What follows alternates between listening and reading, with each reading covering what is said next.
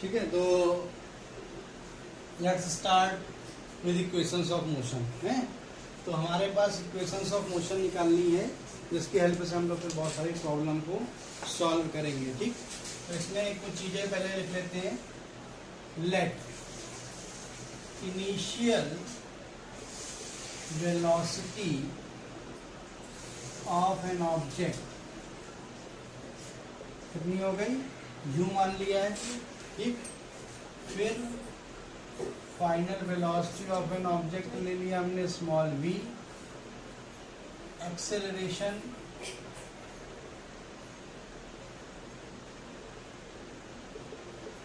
मान लिया small a,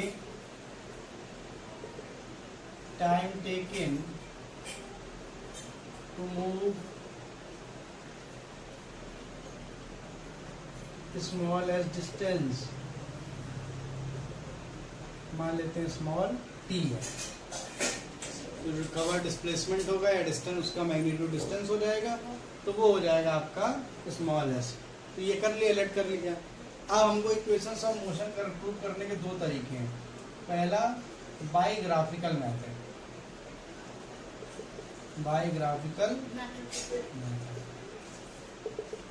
ठीक। तो तीन जो इक्वेशन है उसको भी नोट कर सकते हैं हम लोग। फर्स्ट होती है v equal to u plus 80, जो सेकंड होती है वो s equal to plus half 80 square, और जो तीसरी होती है वो v square equal to u square plus 2s। ठीक है, तो इस तरीके से तीन इक्वेशन हो गई, और ये हमारा ये सारी चीजें हमको देना है। तो हमको प्रूव करना है, तो पहले क्या करना पड़ेगा, ग्राफ बनाना पड़ेगा। तो ये ग्राफ हो गया। ठीक, तो आपको मालूम है टिकट इधर टाइम लिया जाता है और इधर वेलोसिटी होगी। वेलोसिटी टाइम ग्राफ से निकलता है, और ये यूनिफॉर्म एक्सेलरेशन को शो कर रहा है, एकदम सीधा ग्राफ जा रहा है ना। अब मान लेते हैं कि जो इसकी इनिशियल वेलोसिटी थी वो u थी।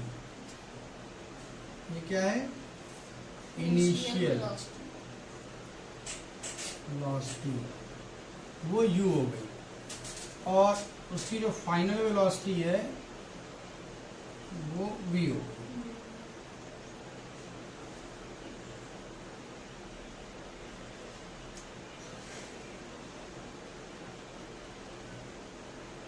ठीक, ओके। और मान लेते हैं इसको जो टाइम लग रहा है वो t, ये 0 है और ये मान लो हो गया t, 0 से t। तो 0 जब टाइम था तब मान लेते हैं उसकी इनिशियल लगी होगी ऑलमोस्ट 0 के आसपास, और जब टाइम t हुआ तो उसकी फाइनल वेलोसिटी कितनी हो गई, v हो गई। क्लियर हो गई बात ना। तो पहली क्वेश्चन प्रूव करना है टू प्रूव, तो v equal to u plus 80 prove करना है। कैसे करेंगे, फ्रॉम फिगर। अब इसमें क्या करें हम लोग, जो है ये a मान लो, ये b मान लो, c मान लो, इसको d मान लो, ये o हो गया।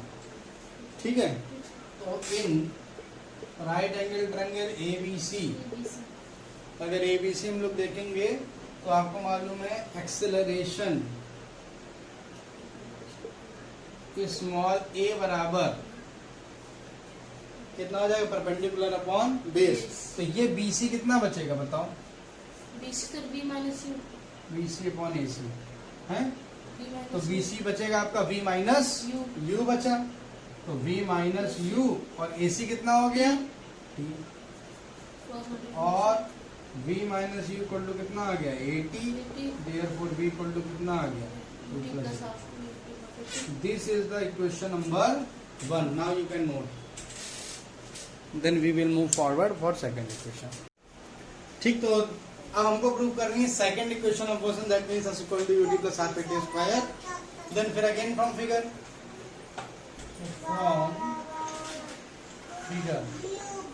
तो हम लोग फ्रॉम फिगर कैसे करेंगे इसको, तो हमको देखना है कि ये टोटल एरिया कितना कवर कर रहा है, क्योंकि हमने बताया था जो वेलोसिटी टाइम ग्राफ होता है, उस वेलोसिटी टाइम ग्राफ में जो है क्या कर देखते हैं कि एरिया कवर्ड देखते हैं। ठीक है,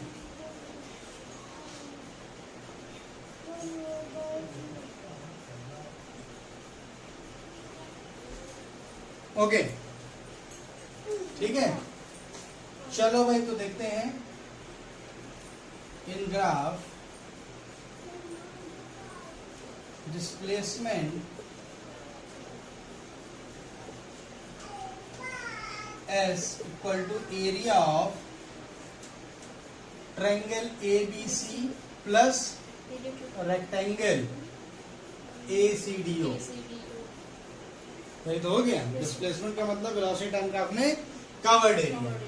तो एरिया ऑफ ट्रायंगल ABC देखो कितना है, 1/2 बेस इंटू वाई। तो बेस कितना है, T, और हाइट कितनी है, V minus U, plus area of rectangle ACDO का मतलब लेंथ इंटू ब्रेड्थ। तो लेंथ हो गई आपकी T और ब्रेड्थ हो गई U, तो UT आ गया। तो 1 इंटू T, और जो V माइनस U की जगह AT लिख सकते हैं। Yes sir. ये समझ गए कैसे? ये मालूम होगा सिंस आपको मालूम है V equal to U plus AT और V minus U equal to AT। ठीक, तो देयरफॉर जो हमें प्रूव करना था वो हो गया, s equal to UT plus half AT। So this is the second equation of motion. Now move on third. To prove v square equal to u square plus 2as है। अब इसको कैसे हम लोग प्रूव करेंगे? इसको प्रूव करने के लिए आपके पास फिर से वही देखना है कि displacement from figure displacement S equal to area of, अब यहाँ पर देखो हम एरिया ऑफ देखें तो OABD भी तो ले सकते हैं, ट्रेपेजियम है ना। तो एरिया ऑफ ट्रेपेजियम OABD, कोई दिक्कत?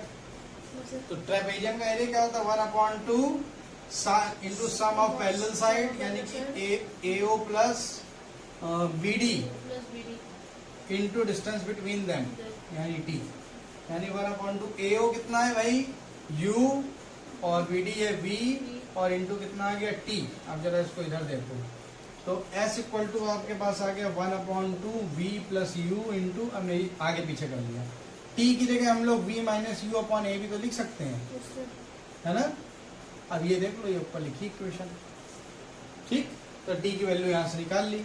तो अब आपके पास आ गया 1/2 A V square minus U square. तो और S equal to AS equal to आ गया आपके पास V square minus U square, therefore V square equal to U square plus 2AS। तो this is the third equation of motion. कोई problem? तो अब इसको फटाफट नोट कर लो।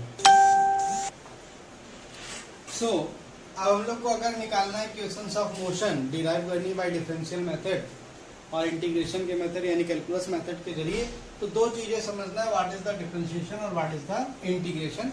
हालांकि मैथ का पार्ट है, लेकिन फिजिक्स में इसको बहुत सिंपल तरीके से जो जो यहाँ पर यूज होने वाले हैं फार्मूले या कॉन्सेप्ट, उसको समझ ले। तो डिफरेंशिएशन का मतलब होता है टू स्प्लिट अप, यानी ब्रेक होना, टूटना, है ना, बड़े से छोटा करना। और इंटीग्रेशन का मतलब होता है टू सम अप, यानी कि छोटे से बड़ा करना। तो बेसिक जो फार्मूले हैं वो कौन से, ये भी समझ ले।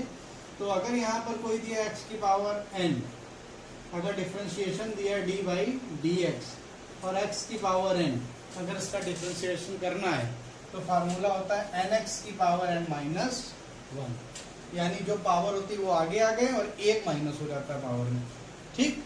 अब इंटीग्रेशन का मतलब हो गया कि x की पावर n dx, अगर इस तरीके से इंटीग्रेशन दिया जाता है तो इसका मतलब हो गया x की पावर n प्लस 1 अपॉन कितना आ गया, n प्लस 1।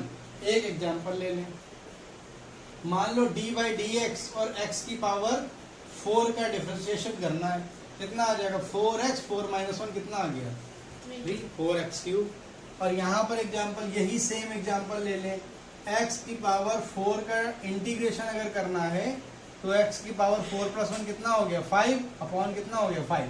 ध्यान से देखो, डिफरेंशिएशन में पावर 4 थी, 3 हो गई, और इंटीग्रेशन में पावर 4 थी, कितनी हो गई, 5 हो गई। एक एग्जांपल और ले ले, अगर d बाई डी एक्स लिखा है x की पावर -2, तो इसका कितना हो जाएगा, तो -2 तो आगे आ गया, x की पावर n की जगह -2 -1 कितना हो गया, -3। क्लियर हो गई ना बात। है, या इसको दूसरे तरीके से माइनस का 2/x³ भी तो लिख सकते हैं। ओके, देन फिर इसके अलावा यहाँ पर देखिए इंटीग्रेशन का एग्जांपल हम लोग देख रहे थे, तो x की पावर -2 का इंटीग्रेशन करके देख लो, तो x की पावर -2 + 1 यानी कि कितना हो गया -1, ठीक है, अपॉन -2 + 1 कितना हो गया -1, ये तो यानी कि -1/1 कितना आ गया, x आ गया। अब इसी का जो है ये, एक तो आपने ये पहला फार्मूला देखा, एक दूसरा फार्मूला भी इसमें देख लो, अगर कहीं पर लिखा है d/dx ax की पावर है, मतलब कोई कांस्टेंट लगा हुआ है की वैल्यू में नहीं मालूम है, तो a को बाहर निकाल लो, बाकी इंटीग्रेशन जैसे पहले करा था वैसे ही कर दो, nx की पावर n-1, a को बाहर कर दिया है और इसके बाद इंटीग्रेशन कर लिया। सिमिलरली यहाँ पर भी देखो, अगर कहीं पर दिया ax की पावर n dx, तो a को बाहर कर दो और यहाँ पर कितना आ जाएगा, x की पावर n dx हो गया, और इसको आप करोगे तो ax की पावर n+1/n+1, यानी कोई भी कांस्टेंट कोई नंबर वगैरह दिया हो तो उसको बाहर कर दिया जाता है। देन फिर इसके अलावा एक और इंटीग्रेशन में खास बात होती है कि इंटीग्रेशन विद लिमिट, इसको भी समझ लो, इंटीग्रेशन विद इन लिमिट, ये क्या होता है, अगर मान लेते हैं जो है a से b तक की कोई लिमिट लगा दी, अब इंटीग्रेशन कह रहा है करो x की पावर n dx, तो ध्यान रखना पहले तो इंटीग्रेशन कर देंगे, तो x की पावर n+1 अपॉन कितना आ गया n+1, और लिमिट a से भी लगी रहेगी। क्लियर हो गया, पहले इंटीग्रेशन बिल्कुल यही फार्मूला हो गया, लिख दिया। फिर इसके बाद क्या करते हैं, a पर x गिर गए अपर लिमिट रखते हैं, तो b की पावर n+1 -1 पर x गिर गए लोअर लिमिट रखते हैं, तो a की पावर n+1 अपॉन कितना हो गया n+1। ये बात समझ में आई, नहीं आई तो फिर से समझो। अब ये x है ना, तो एक बार ये अपर लिमिट है, इसको क्या बोलते हैं, अपर लिमिट, अपर लिमिट, और इसको क्या बोलते हैं, lower limit, lower limit. Clear हो गया ना बात। तो x की पावर n+1, अब ये एक बार फार्मूले का मतलब होता है एक बार upper limit minus lower limit, यानी एक बार x b रखा तो b की पावर n+1 अपॉन n+1 आया, माइनस एक बार x की जगह क्या रखा, लोअर लिमिट a रखी, तो माइनस का a upon n+1 upon n+1 common करोगे तो n+1 दोनों के नीचे कॉमन आ जाएगा, इसलिए वो एक बार लिखा है। क्लियर हो गया। अब इसको एक एग्जांपल से समझो। मान लो इंटीग्रेशन है आपका 2 से 3 पावर इंटीग्रेशन करना है, 2 से 3 और x³ दिया है, तो पहले तो इंटीग्रेशन कितना आएगा, x की पावर 4 अपॉन 4 और 2 से 3, फिर हमने कहा एक बार upper limit minus lower limit, तो एक बार x की पावर की जगह 3, तो 3 की पावर 4 माइनस एक बार x की जगह 2, तो 2 की पावर 4 अपॉन कितना हो गया 4, कोई दिक्कत, ठीक। अब 3 की पावर 4 कर लो, 3 3 9 9 जा 81 और माइनस 2 की पावर 4 करो, 2 2 जा 4 4 जा 16 अपॉन 4, तो 81 में 6 गया तो कितना 75 और कितना बचा 65/4 आ गया आंसर। क्लियर हो गया बात। तो हालांकि ये मैथमेटिक्स का पार्ट है, पढ़ाया जाएगा, लेकिन अभी इतना कॉन्सेप्ट यूज होगा ग्राफिकल इक्वेशन, अभी जो आप जो equation of motion calculus method से सीखेंगे, ठीक। तो आप इसको फटाफट नोट कर लो जल्दी से, फिर हम लोग प्रूव करें। हमें सबसे पहले प्रूव करना है equation of motion by calculus method, और उसको सबसे पहले इक्वेशन प्रूव करनी v = u + at।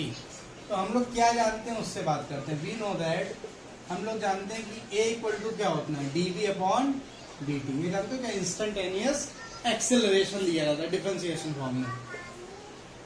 Since a = dv/dt, instantaneous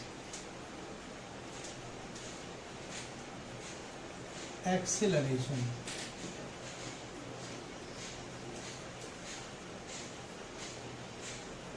और dv = कितना आ गया a dt, ठीक है।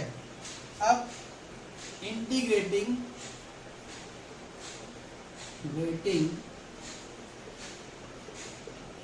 With in proper limits. अब इंटीग्रेट करें तो देखो इनिशियल वेलोसिटी क्या थी u, फाइनल वेलोसिटी v, ये आ गया dv, और पहले टाइम कितना था 0, बाद में कितना हो गया t, तो a dt, ठीक है। हमेशा ध्यान रखो कि जब यहाँ केवल dv दिया हो ठीक, तो हम चाहें तो इसके साथ v की पावर 0 मान सकते हैं। क्यों? जिसकी पावर 0 उसकी वैल्यू क्या होती है? हमेशा 1 होती है। ठीक है, तो यहाँ dv इंटू 1 ही तो है, कुछ नहीं साथ में, यानी 1 मल्टीप्लाई है। 1 की जगह क्या v की पावर 0 लिख सकते हैं, कोई दिक्कत नहीं। तो ये कितना हो गया? dv। अब a को बाहर ले लो, हमने क्या बताया था, ये सब एक्सेलरेशन कांस्टेंट ऑलरेडी माना हुआ, यूनिफॉर्म एक्सेलरेशन है। तो 0 से 2 और यहाँ भी t की पावर 0 ले लो, कोई दिक्कत? नहीं सर। जिसकी पावर 0 उसकी वैल्यू 1 इसलिए लिया है। अब आप करो इंटीग्रेशन, तो v की पावर 0 का इंटीग्रेशन कितना आएगा?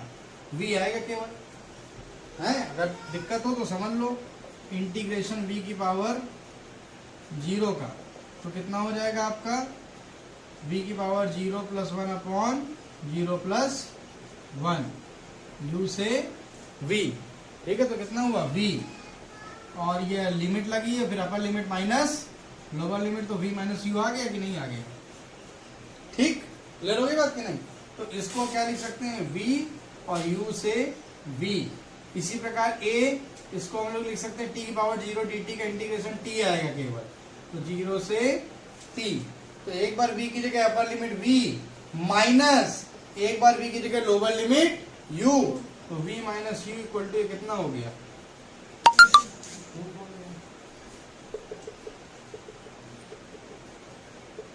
नोट कर। सो अब हम लोग को सेकंड इक्वेशन प्रूव करनी है, तो हम लोग कौन सा रिलेशन यूज करेंगे? वी नो दैट, आपको मालूम है v equal to d s upon d t होता है ना?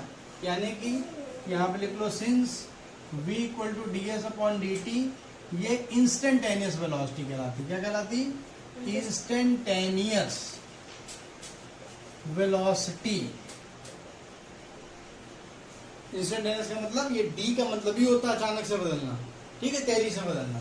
तो और इसको कर लो तो v dt हो गया, और इक्वल टू कितना आ गया? ds हो गया। अब v equal to u plus 80 पढ़ के आए हो कि नहीं आए हो? तो v की जगह u प्लस 80 रख दिया, dt हो गया ds, और यहाँ लिख दो सिंस v इक्वल टू कितना हो गया? u प्लस 80 हो गया। ठीक, तो अब इसके बाद और इसको करके ds इक्वल टू क्या u dt प्लस 80 dt लिख सकते हैं क्या? अलग अलग मल्टीप्लाई करा दिया। और अब इसके बाद क्या करते हैं? Integrating both side, integrating both sides with in proper limit, with in proper limit. ठीक, तो 0 से s ds, 0 से t u dt प्लस 0 से t 80 dt। क्लियर हो गई ना बात? जब टाइम 0 था, डिस्टेंस भी 0 थी, डिस्प्लेसमेंट 0 था, जब टाइम t हुआ तो डिस्प्लेसमेंट s हो गया। अब इस ds का इंटीग्रेशन केवल s लिख दे क्या? ध्यान रखना, अगर इंटीग्रेशन में लिमिट्स अपर लिमिट s और लोअर लिमिट 0 है और केवल डिफरेंशिएशन का साइन लगा उसके साथ लगा हुआ है, किसी के साथ लगा हुआ है, तो बस सीधे सीधे ds की जगह उठा के s रख दो, क्योंकि पूरा इंटीग्रेशन करोगे तो s माइनस 0 आएगा, s आएगा केवल। तो काहे इतना बड़ा स्टेप करें? s हो गया, u बाहर ले जाओ क्योंकि इनिशियल वेलोसिटी फिक्स होगी, तो dt का इंटीग्रेशन कितना आएगा? केवल t आएगा। ध्यान रखना, कभी भी जैसे अगर मान लो ये लिखा है इंटीग्रेशन dA, इसका मतलब हो गया a, इंटीग्रेशन dB तो इसका मतलब b, इंटीग्रेशन dt तो इसका मतलब t। ध्यान रखना, समझिए कि नहीं? तो ये याद कर लो, तो ut हो गया प्लस, अब a को बाहर ले आओ तो t बचा, तो t का इंटीग्रेशन t की पावर 1 प्लस 1 अपॉन 1 प्लस 1 0 से t। ठीक है, तो इसको लिख सकते हैं s equal to u t plus half a t square. Proof हो गया। This is the second equation of motion by calculus method, note it. ठीक है, तो अब हमको करना है ये to prove v, third equation v square equal to u square plus 2as। ये हमको क्या करना है? प्रूव करना है। तो इसके लिए वी नो दैट क्या लिख सकते हैं हम लोग कि आपको मालूम है a इक्वल टू कितना होता है? dv अपॉन dt, और क्या इसको हम लोग dv upon dt into ds upon ds लिख सकते हैं क्या? अपने मन से करा दिया, कट जाएगा, बंद हो जाए। अब हमने क्या करा? और करके a ds का मल्टीप्लाई इधर करा दिया, तो a ds आ गया। और हमने क्या केल करा, ds अपॉन dt को एक साथ कर दिया और यहाँ पर dv लिख दिया। कोई दिक्कत है क्या? नहीं समझे भाई, ये ds का मल्टीप्लाई इधर कराया, अब ये dv को पीछे कर दिया, ds को आगे ले आया, तो ds by dt into dv हो गया। ठीक, अब इसको v इंटू dv भी लिख सकते हैं, सिंस v इक्वल टू कितना आता है, ds अपॉन dt। ठीक, तो कितना आ गया, v dv हो गया आपके पास। तो a ds बराबर कितना आ गया, v dv। और देयरफॉर हम लोग क्या कर सकते हैं, और करके लिखें अगर इसको, तो इंटीग्रेट हम लोग करना चाहें तो उसको इंटीग्रेट भी कर सकते हैं। तो इंटीग्रेट करेंगे तो 0 से s, जहाँ हमने कहा जिसके आगे d लगाओ उसके रिस्पेक्ट में इंटीग्रेशन होता है, तो 0 से s a ds हो गया और इनिशियल वेलोसिटी भी फाइनल भी, तो v dv हो गया। कोई दिक्कत है क्या ऐसा करने में है? अब इसको a को बाहर निकाल लो, ds का इंटीग्रेशन ऐसा आएगा, ठीक है।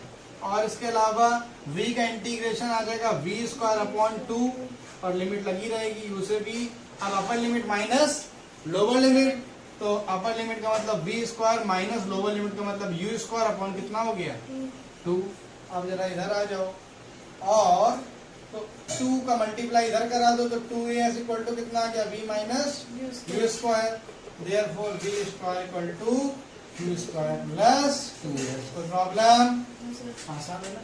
तो ये तीनों क्वेश्चन प्रूव हो गए। इसके बाद स्टेट लाइन में जो मोशन है वो फिनिश हो जाता है, प्लेन में आगे हम लोग नेक्स्ट लेक्चर में पढ़ेंगे।